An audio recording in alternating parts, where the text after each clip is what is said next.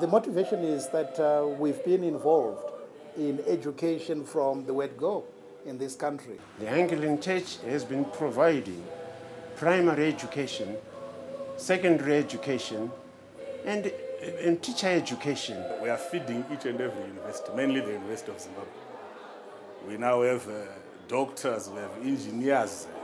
We do this so that at least they are aware that you don't just wait to be employed in this nation. You can create employment and also generate income. The Anglican Church of the province of Central Africa is a symbol of permanency in a world of constant change. As Zimbabwe's economic and social fortunes have plummeted, it has become more than an enduring testament to a religious conviction.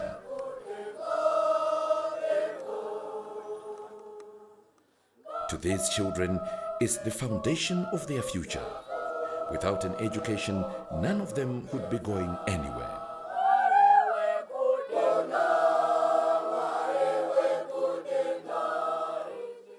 The Anglican Church believes it has been at the forefront of promoting formal education as an essential part of imparting and living the Christian faith in the region.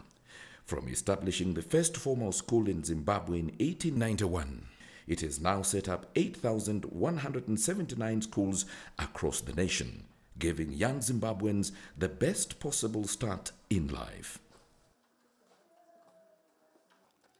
One such school is St. John's Chikwaka, located 55 kilometers east of the capital, Harare. It's a co-educational school that was founded in 1972.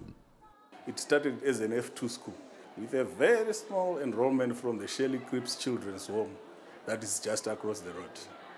Mainly offering practical subjects such as building and other practical subjects.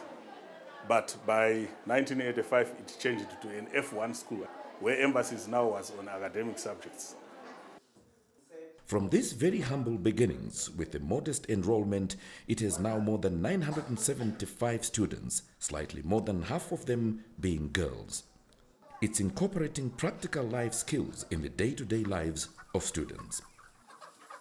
The school is almost self-sufficient, growing crops and rearing livestock. It successfully runs piggery and poultry projects and also operates a bakery that supplies all the students' bread needs. The emphasis these days is that a person must not always think in terms of being employed, but a person must also think of being an employer.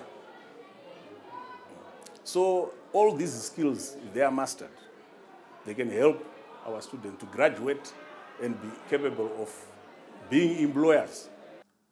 Building on this pedigree, the church is now planning to set up a university to expand its influence even further. We feel that the work is incomplete until we offer university education. And it's not just offering any kind of university education. We have done a needs assessment of what's actually required in this country. And also we have assessed what's already on offer. And we feel there is a special niche for us as Anglicans, because we are going to concentrate on the biomedical sciences.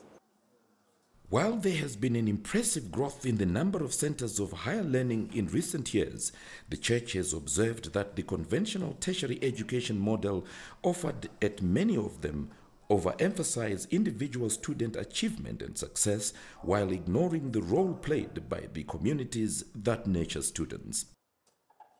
The Anglican Church is already teaching this important lesson in existing schools. The people we train must be there to help our own people. There must be a link between our university and the community so that they transform the lives of the people of Zimbabwe. At Langham Girls High, students are taught the importance of service to their community. The girls also participate in service to the community, for they do not live as an island in this community. We have clubs like the Interact Club that focuses on the students at the nearest Kankamwe Primary School. These students have their fees paid by BEAM. But on the aspect of uniforms and the other amenities like exercise books and the like, we end up with the students fundraising from the Interact Club and donating to these students so that as far as them attending classes, they are at par with the others. We also have a group under the Anglican umbrella, which is called St. Agnes. These, they also fundraise and look at the elderly in our local community and also extend to the orphanage that is under the Anglican Diocese of Harare, which is called Shelley Crips. Most universities are not responsive to the changing economic environment and still continue churning out employees and not producing wealth creators. At Langham Girls' School, students are encouraged to set up entrepreneurship clubs that hone their business skills before they leave school. Also for our girls to fit well in the society when they leave A-level, we have entrepreneurship clubs. These are taken up by the upper six students. We do this so that at least they are aware that you don't just wait to be employed in this nation.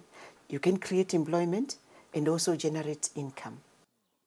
The higher education system is built on the premise that knowledge derives from a small group of academics, and the conventional method of teaching is in lecture halls, ignoring the need to go onto the ground and into the field for practical exposure. The current model de-emphasizes psychomotor and other life skills that are crucial in giving students a foundation for life. The Anglican University will seek to address such deficiencies and others, among them catering for the disabled and elderly.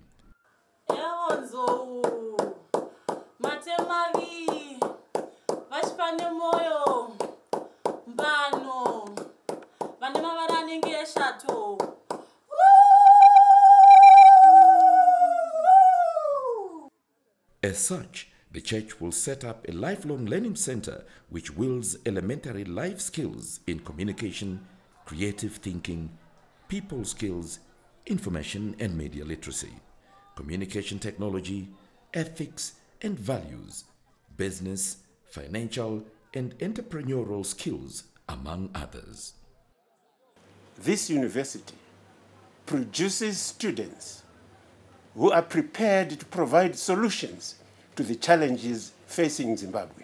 I think this will go a long way towards meeting the needs of Zimbabweans.